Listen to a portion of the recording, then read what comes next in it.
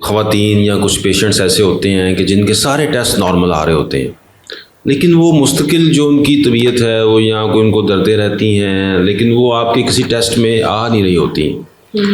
तो ये कोई बीमारी है या ये कोई साइकोलॉजिकल प्रॉब्लम है? इसको हम बीमारी ही कहेंगे, क्योंकि हमारे बहुत से देखने वाले इस मसलों का शिकार हैं। लेकिन अगर हम ये कहते हैं कि बीमारी नहीं है तो वो कहेंगे कि लो ये कैसे हो सकता है, हम झूठ तो नहीं ना बोल रहे, हमारे साथ मसला तो है, मसला होता है, लेकिन ये प्योर साइकोलॉजिकल होता है। होता ये है कि अपनी ज़िंदगी के अंदर मुसलसल स्ट्रगल करते करते एक टाइम ऐसा आता है कि आप मेंटली थक जाते हो, एक इमोशनल फटीग का शिकार, एक मेंटल फटीग का शिकार हो जाते हो, और उसमें ये साइकोलॉजिकल प्रॉब्लम फिज़िकल सिम्टम्स में चेंज होना शुरू हो जाती हैं। और लोग जो उनसे है ना वो मुख्तलिफ़ किस्म की दर्दों का शिकार हो जाते हैं, प्रॉब्लम्स का शिकार हो जाते हैं। अच्छा, अब जो क्रॉनिक प्रॉब्लम्स के साथ या स्ट्रेस को लिए हुए आते हैं, उससे क्या होता है कि आप अपने आप को भूल जाते हो। ज़िंदगी में जब भी कभी आप अपनी ज़ात को भूलते हो, अपनी केयर नहीं करते हो, तो उसका नतीजा क्या निकलता है कि आपके अंदर डिफरेंट तरह की सिम्टम्स आना शुरू हो जाती हैं। आप नहीं बोलते, आपकी बॉडी बोलती है कि मेरे पे रहम करो। सो मेंटल हेल्थ के ऊपर काम करना इंतहाई ज़रूरी है। अगर आप उसे इग्नोर करेंगे तो आप इसी तरह जिस्मानी तौर पे बीमार होते रहेंगे। देखिए मैम, हमारे यहाँ कॉन्सेप्ट ये है कि अगर आप साइकोलॉजिस्ट को या किसी और को चेक करा लें तो आप वो लोग आपको टैग करना शुरू हो देते हैं कि यार शायद ये पागल हो गया है।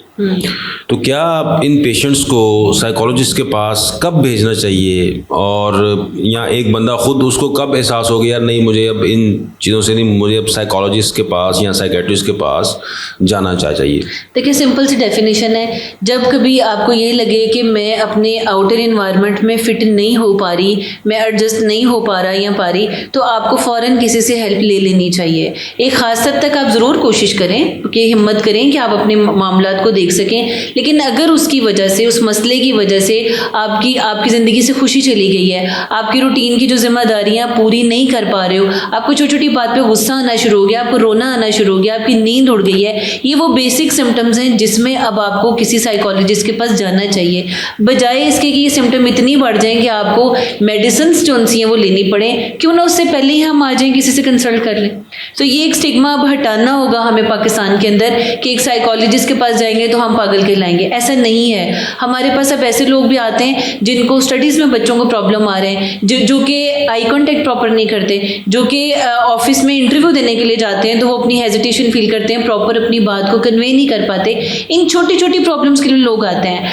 बात यह है कि हमारा इस टाइम कंपटीशन जो है ना इंटरनेशनल लेवल के ऊपर है। अगर हम दुनिया ग्लोबल विलेज अगर बन गई है ना, हम यहाँ बैठे इंटरनेशनली काम कर सकते हैं, तो फिर हमें अपने सोचने के अंदाज को भी बदलना पड़ेगा। अगर हम अपने सोचने के अंदाज को उस लेवल पे नहीं लेके जाएंगे, हम कभी भी इस कंपटीशन में कामयाब नहीं हो सकता।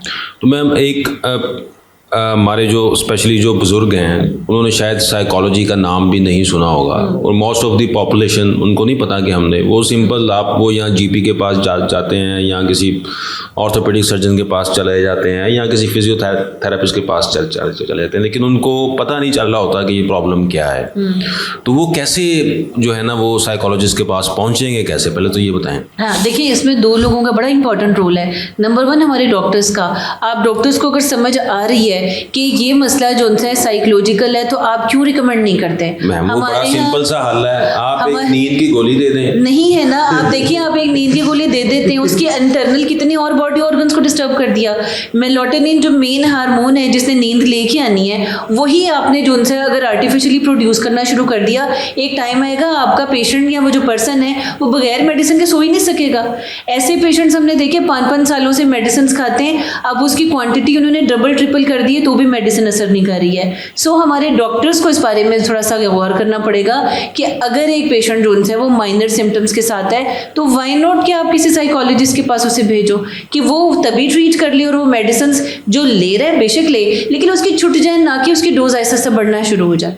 ये बहुत ज़रूरी है ये चीज़। सेकंड रोल जो मैंने आपको बताया ना, वो आपकी अब हमारी यंग जनरेशन का है। हमारी जनरेशन जिनको हमारे बड़ों ने बहुत शौक से इतनी एफर्ट्स करके पढ़ाया लिखाया और एक मुकाम तक पहुंचाया, वो तो जानते हैं ना साइकोलॉजी का रोल। वो अपने पेरेंट्स को, अपने ग्रैंड पेरेंट्स को ये बता सकते हैं कि कैसे आप एक साइकोलॉजिस्ट की हेल्प लेके, मेंटल हेल्थ की जो उनसे असिस्टेंस लेके आप अपने आप को बहुत बेहतर बना सकते हैं। अब वैसे मैडम, जो इवन आप कभी छोटे बच्चों को भी सुने तो वो भी बात बात पे कह रहे होते हैं कि यार मुझे तंग ना करो, मुझे बहुत डिप्रेशन हो रहा है, तो एटलीस्ट डिप्रेशन यहाँ तक तो पहुँच गया है कि लोगों को पता चल गया कि यार डिप्रेशन कोई बीमारी है। हमारे बच्चे अपनी एज से 10-10, 20-20 साल आगे जा रहे हैं इस आगे जा रहे हैं टाइम, और इसके अंदर ये कोई बहुत अच्छी बात नहीं है। जिस एज के अंदर आपको उस एज में जीना असल खुशी है। वो बच्चे जो कि अपने 10 साल की एज के अंदर अपने घर के मसलों को देख के, सोशल मीडिया पे वीडियोस को देख के 20 साल की उम्र जी रहे होते हैं ना, उनकी बॉडी के अंदर इफेक्ट्स भी 20 साल वाले आ रहे होते हैं। सो ये हमारी आज की जनरेशन को समझना बहुत ज़रूरी है,